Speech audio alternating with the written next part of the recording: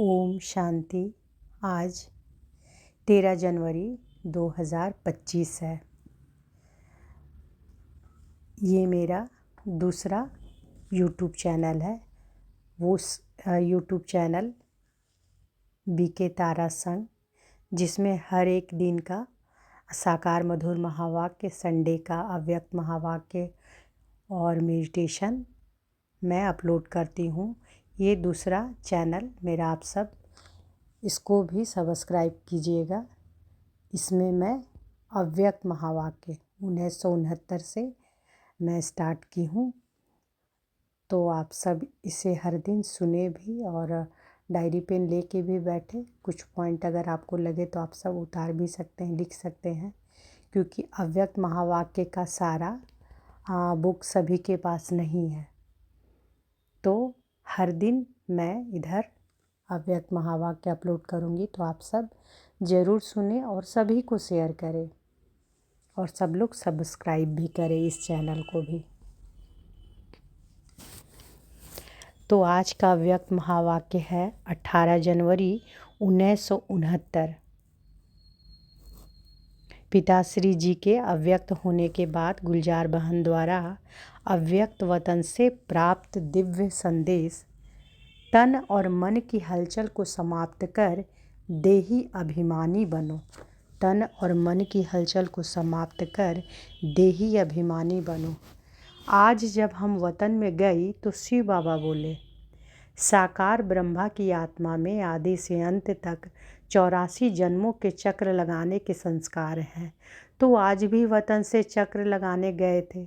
जैसे साइंस वाले रॉकेट द्वारा चंद्रमा तक पहुँचे और जितना चंद्रमा के नज़दीक पहुँच गए उतना इस धरती के आकर्षण से दूर होते गए। पृथ्वी की आकर्षण खत्म हो गई। वहाँ पहुँचने पर बहुत हल्कापन महसूस होता है। जैसे तुम बच्चे जब सूक्ष्म वतन में आते हो तो स्थूल आकर्षण खत्म हो जाती है, तो वहाँ भी धरती की आकर्षण नहीं रहती है। यह है ध्यान द्वारा और वह है साइंस द्वारा। और भी एक अंतर बाप दादा सुना रहे थे कि वह लोग जब रॉकेट में चलते हैं तो लौटने का कनेक्शन नीचे वालों से होता है, लेकिन यहाँ तो जब चाहें जैसे चाहें अपने हाथ में है। इसके बाद बाबा ने एक दृश्य दिखाया, ध्यान से सुनिए। बाबा ने क्या दृश्य दिखाया? लाइट की बहुत ऊंची पहाड़ी थी। उस पहाड़ी के नीचे शक्ति सेना और पांडव दल था। ऊपर में बाप दादा खड़े थे। इसके बाद बहुत भीड़ हो गई। हम सभी वहाँ खड़े ऐसे लग रहे थे जैसे साकारी नहीं, लेकिन मंदिर के साक्षात्कार मूर्त खड़े हैं। सभी ऊपर देखने की कोशिश कर रहे थे, लेकिन ऊपर देख नहीं सके, जैसे सभी बहुत तरस रहे थे। फिर थोड़ी देर बाद एक आकाशवाणी की तरह आवाज़ आई। फिर थोड़ी देर में एक आकाशवाणी की तरह आवाज़ आई कि शक्तियों और पांडवों द्वारा ही कल्याण होना है। क्या आकाशवाणी आई? शक्तियों और पांडवों द्वारा ही कल्याण होना है। उस समय हम सबके चेहरे पर बहुत ही रहम दिल का भाव था। उसके बाद फिर कई लोगों को शक्तियों और पांडवों से अव्यक्त ब्रह्मा का साक्षात्कार, शिव बाबा का साक्षात्कार होने लगा।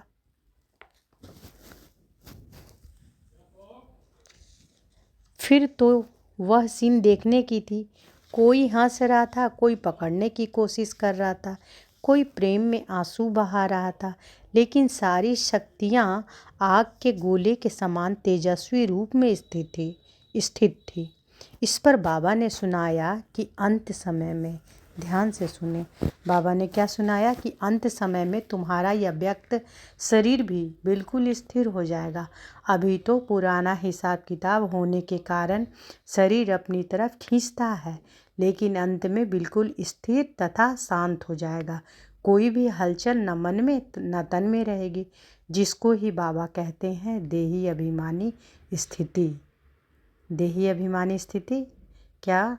अंत समय में तुम्हारा यह व्यक्त शरीर भी बिल्कुल स्थिर हो जाएगा। अभी तो पुराना हिसाब किताब होने के कारण शरीर अपनी तरफ खींचता है, लेकिन अंत में बिल्कुल स्थिर तथा शांत हो जाएगा। कोई भी हलचल न मन में न तन में रहेगी, जिसको ही बाबा कहते हैं देही अभिमानी स्थिति। दृश्य समाप्त होने के बाद बाबा ने कहा, सभी बच्चों को कहना कि अभी देही अभिमानी बनने का पुरुषार्थ करो।